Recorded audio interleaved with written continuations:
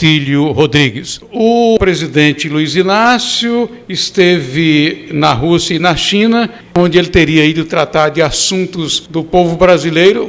Qual é o papel do presidente da República nas relações diplomáticas, que seria isso também um dos motivos da viagem, e comerciais entre os países? Primeiro, uma amiga pediu que eu explicasse o significado da palavra converscote, que saiu aí na chamada.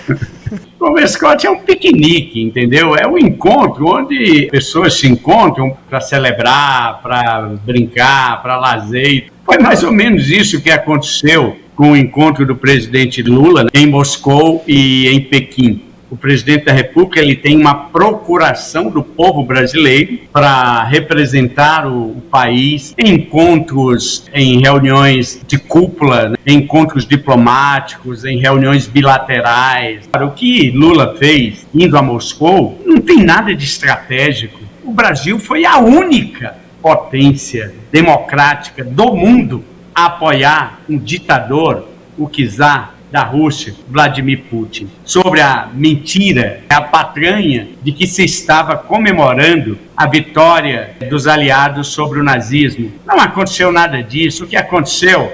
Beijamão, eu estudei isso lá no livro de geografia e de história, lá da segunda série primária, nos Picos. Beijamão era uma cerimônia em que os súditos iam até um determinado dia marcado, iam beijar a mão do monarca. O que Lula fez, pousando para propaganda de ditador, foi uma cerimônia do beijamão. Ele foi lá e ele serviu de massa de manobra para o ditador Putin poder propagandear o seu regime. Não tinha nada de comemoração de Dia da Vitória. Então isso abala a imagem brasileira internacionalmente. Isto depõe contra a imagem do Brasil. Atinge o próprio Lula, que anteriormente tinha a pretensão de ser um mediador de conflitos internacionais, de que o Brasil assumisse um papel de mediador para auxiliar a resolver conflitos internacionais, como ele se propôs a mediar o conflito da Rússia com a Ucrânia.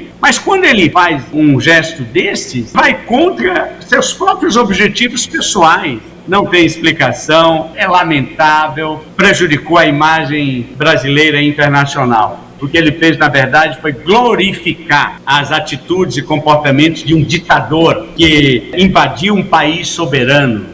Atílio, ainda dentro desse mesmo foco, como conciliar a necessidade de se fazer transações no comércio internacional e manter as relações com países que são violadores dos direitos humanos e das garantias que são fundamentais para as pessoas? Uma das funções do presidente da República é justamente essa, de representar o país, assinar acordos diplomáticos e acordos comerciais. Tudo tem limite. Nós estamos falando com um ditador que é responsável pela morte de mais de 1 milhão de pessoas no conflito da Ucrânia com a Rússia. Imagina 1 milhão de inocentes perderam a vida. O que Lula foi fazer em Moscou?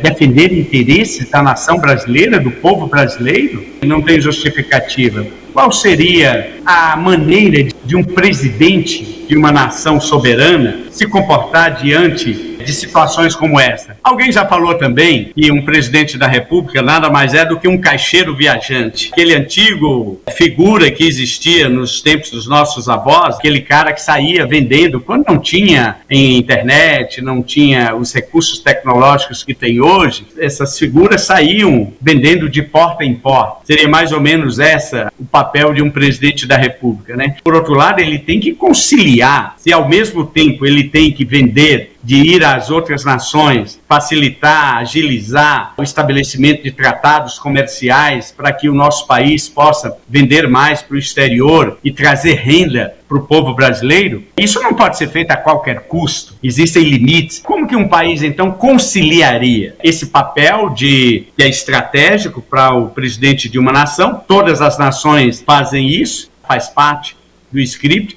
Como que ele poderia agir? Primeiro, é só seguir o script diplomático, e o próprio Itamaraty brasileiro tem muitas lições a dar. O script da prudência, do equilíbrio. Não precisa romper relações diplomáticas com a Rússia. Então, uma postura mais equilibrada seria fazer sanções seletivas. Tem vários exemplos que poderiam ser feitas, sanções diplomáticas e sanções comerciais seletivas que poderiam ser propostas, e os países internacionais fizeram isso com a Rússia.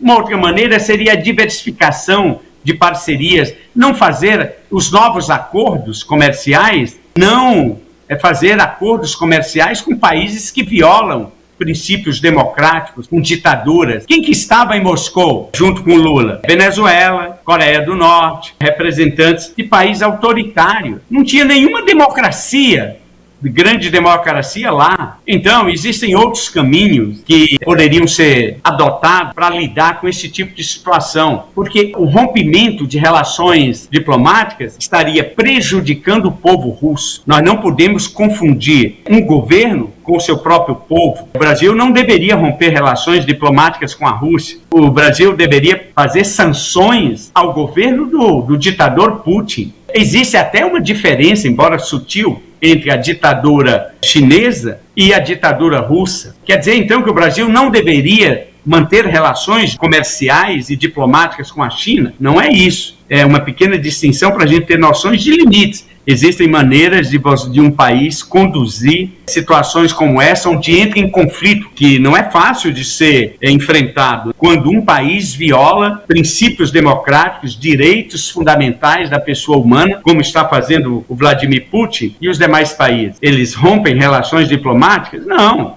É importante essa reflexão, isto vale na nossa vida pessoal também, que existem alguns princípios, valores humanos fundamentais que estão acima de qualquer interesse comercial.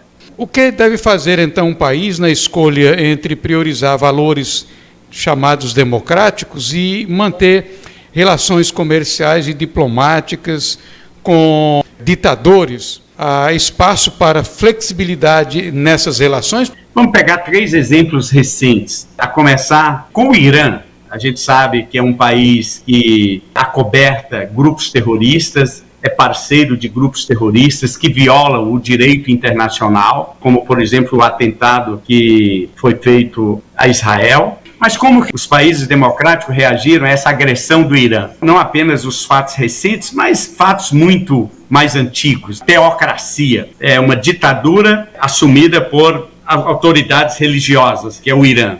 Como que países, quando eu falei de sanções seletivas, foi justamente o que as potências democráticas, a Europa Ocidental e mesmo os Estados Unidos, antes do Trump, outras grandes potências ocidentais fizeram. Eles estabeleceram sanções seletivas a empresas iranianas, não comprando nem vendendo, não comercializando petróleo, que é um produto essencial para a economia iraniana. Isso abalou profundamente e o Irã sentiu profundamente o custo, o peso das suas decisões equivocadas. Daria um segundo exemplo. O mesmo aconteceu com a Coreia do Norte, que nessas suas pretensões de construir um armamento atômico, os países estabeleceram sanções seletivas, não permitindo que as suas empresas, nem as nações, nem as empresas, estabelecessem acordos comerciais com a nação coreana, nem com empresas coreanas. Isso é uma maneira de você reagir